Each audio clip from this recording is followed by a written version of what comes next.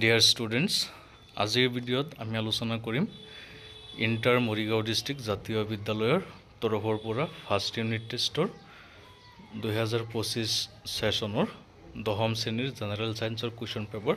আজি হৈ যোৱা পৰীক্ষাৰ কুৱেশ্যন পেপাৰৰ যিবোৰ MCQ আছে এইবিলাক তোমালোকক সলভ কৰি দিয়া হৈছে, গতিকে সকলোৱে ভিডিঅ'টি শেষলৈ চাবা, MCQবিলাক চাবা।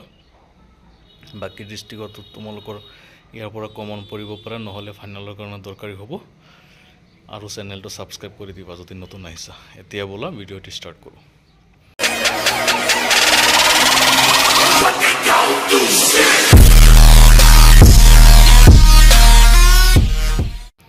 প্ৰথমে দিছে তলৰ প্ৰশ্নবোৰৰ পৰা শুদ্ধ উত্তৰটো বাছি উলিওৱা। 20টা MCQ দিছে। 1 নম্বৰত দিছে লক্ষ্যবস্তুৰ সমান আকাৰৰ হঠ প্ৰতিবিম্ব পাবলৈ হ'লে লক্ষ্যবস্তুটো উত্তল লেন্সৰ কোন স্থানত ৰাখিব লাগিব? ইয়াৰ শুদ্ধ অপশ্যন হৈছে বি, ফকাছ দৈৰ্ঘ্যৰ দুগুণ দূৰত্বত। কুৱেশ্যন নম্বৰ 2, গাড়ীৰ পিছলৈ চোৱা দাপোনৰ ক্ষেত্ৰত বিবৰ্ধন মান অপশ্যন এ 1তকৈ কম। কুৱেশ্যন নম্বৰ 3, আপতন কোণৰ মানতকৈ প্ৰতিসৰণ কোণৰ মান বেছি হ'ব যদি পোহৰৰ ৰশ্মি প্ৰৱেশ কৰে। 4টা অপশ্যন দিয়া আছে, তাৰে ভিতৰত অপশ্যন ডি শুদ্ধ, কাছৰ পৰা বায়ুত। কুৱেশ্যন নম্বৰ 4, এখন অৱতল দাপোনৰ ক্ষেত্ৰত ভাঁজ কেন্দ্ৰত এটা লক্ষ্যবস্তু ৰখা হৈছে, প্ৰতিবিম্ব আৰু মেৰুৰ মাজৰ দূৰত্ব হৈছে অপশ্যন চি শুদ্ধ, 2Fৰ সমান। কুৱেশ্যন নম্বৰ 5, এখন অৱতল দাপোনে তলত দিয়া ধৰণে বিভিন্ন স্থানত প্ৰতিবিম্ব গঠন কৰে। এতিয়া ইয়াৰ শুদ্ধ অপশ্যন কোনটো হ'ব?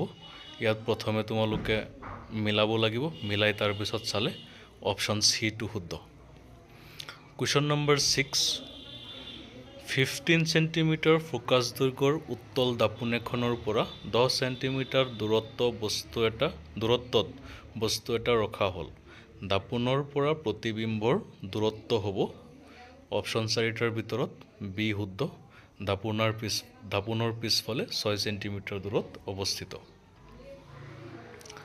কুৱেশ্যন নম্বৰ 7, মানুহৰ শৰীৰৰ কোনটো ৰঞ্জক পদাৰ্থ অতিমাত্ৰা বাঢ়ি গ'লে জণ্ডিছ বেমাৰ হয়? অপশ্যন এ শুদ্ধ, বিলিৰুবিন।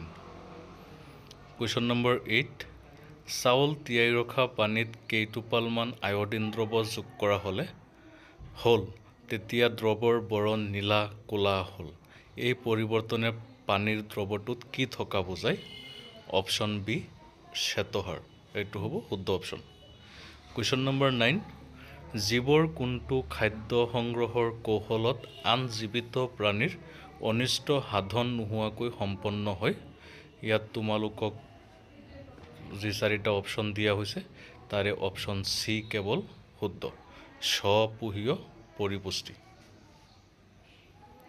কুৱেশ্যন নম্বৰ 10, যদি লালটিত এমাইলেজৰ মাত্ৰা কমি যায় তেন্তে মুখ গহ্বৰত তলৰ কোনটো ঘটনা প্ৰভাৱিত হ'ব?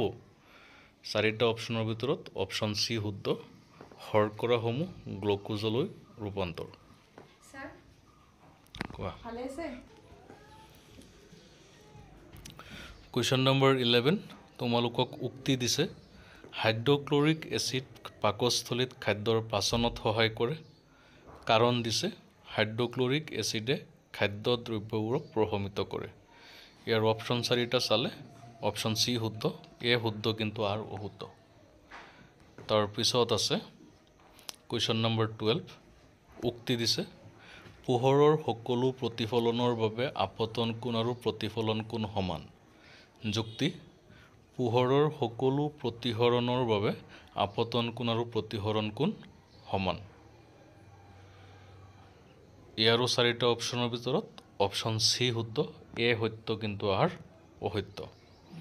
কুৱেশ্যন নম্বৰ 13, এ, বি, চি, ডি আৰু ই মৌলৰ পাৰমাণৱিক সংখ্যা ক্ৰমে 2, 3, 7, 10 আৰু 30ত কোনকেইটা মৌল একে পৰ্যায়ৰ অন্তৰ্গত?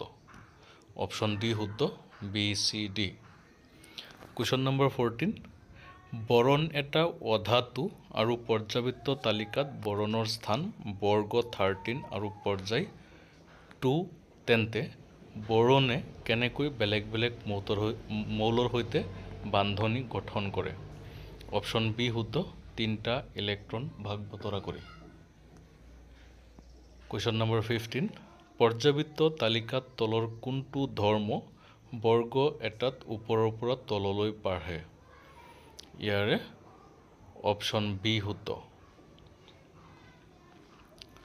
কুৱেশ্যন নম্বৰ 16, মৌলৰ পৰ্যাবৃত্ত তালিকাৰ পৰ্যায় এটাত বাওঁফালৰ পৰা সোঁফাললৈ পাৰমাণৱিক ব্যাসাৰ্ধ ক্ৰমান্বয়ে অপশ্যন 4টাৰ ভিতৰত বি কমে। 17, টাংষ্টেন ধাতুৰ সাধাৰণ সংকেত হ'ল option A W. Question number 18, যদি জিনীয় গাঁথনি ওখ আৰু চাপৰ যুক্ত গছৰ মাজত সংকৰণ ঘটোৱা হয় পিছৰটো অপত্যজনুত আমি কোন ধৰণৰ গছ পাম? অপশ্যন বি শুদ্ধ, কেৱল ওখ। কুৱেশ্যন নম্বৰ 19, বাদুলি আৰু চৰাইৰ ডেউকা হ'ল অপশ্যন 4টাৰ ভিতৰত অপশ্যন এ শুদ্ধ, সমসংস্থ অংগ। কুৱেশ্যন নম্বৰ 20, জীৱৰ চৰিত্ৰ ডেছেৰে প্ৰভাৱিত হয়? অপশ্যন বি শুদ্ধ, পিতৃ আৰু মাতৃ DNA দুয়োটাই। এইকেইটাই MCQ আছিল। তাৰপিছত তোমালোকক যিখিনি কুৱেশ্যন দিছে এইখিনি চাবা বা বাকীসকলেও চাবা। গোটেই প্ৰশ্নখিনি তোমালোকৰ পৰীক্ষাত এইবিলাক আহিছিল। অপশ্যনকেইটা কৰি দিছোঁ, কাৰ কিমানটা শুদ্ধ হৈছে সকলোৱে কমেণ্ট কৰি জনাবা। আজি আকৌ চৰকাৰী মৰিগাঁও ডিষ্ট্ৰিক্টৰ চৰকাৰী বৰ্ডৰ পৰীক্ষা কৈছে, তাৰ কুৱেশ্যনটো অতি সোনকালে আপলোড দিয়া হ'ব। তোমালোকে চেনেলটো ছাবস্ক্ৰাইব কৰি ৰাখিবা। আজিলৈ ইমানখিনি, ধন্যবাদ।